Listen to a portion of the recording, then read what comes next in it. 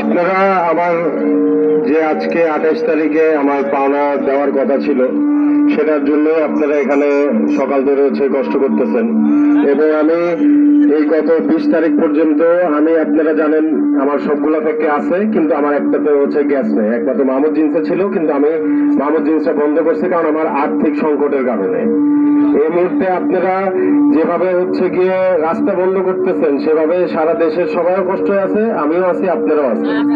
আমি আজকে আপনাদেরকে টাকা দিতে পারলে আমাদের আজকে এত কষ্ট হইতো না।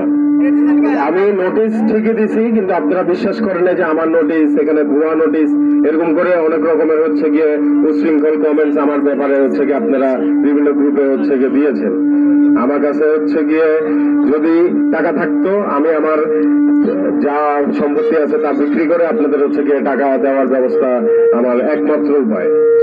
আমি জানেন আমার প্রত্যেকটা ফ্যাক্টরিতে আমার প্রত্যেকটা আপনারা উশৃঙ্খল কথা বললে আমি কথা বলবো না, আমি উশৃঙ্খল কথা বললে আমি কথা বলবো না।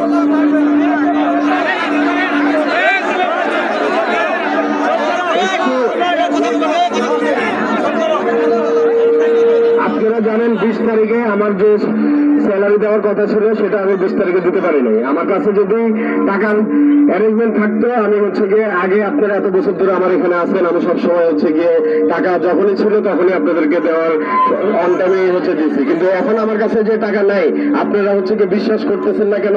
এটা অবশ্যই আমার গিয়ে দোষ আছে, আমি আপনাদেরকে বিশ্বাস করাতে পারি নাই। আমার হাড়িটাতে কি আছে, আমরা একই পরিবারের লোক কিন্তু আমরা এখন কোনো যে পরিবার নাই, আপনারা বুঝে গেছে, আপনারা আমার শোতে দেখতে পারেন।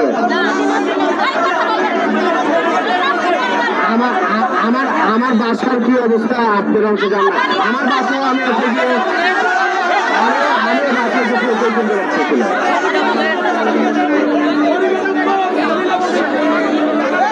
আমি এখন বলে নেই, আমি আপনারা বিশ্বাস করতে হবে।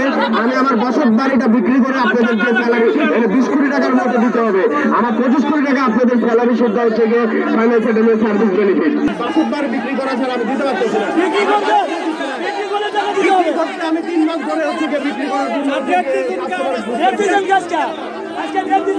আমাকে জোর করে নেওয়া হয়েছে।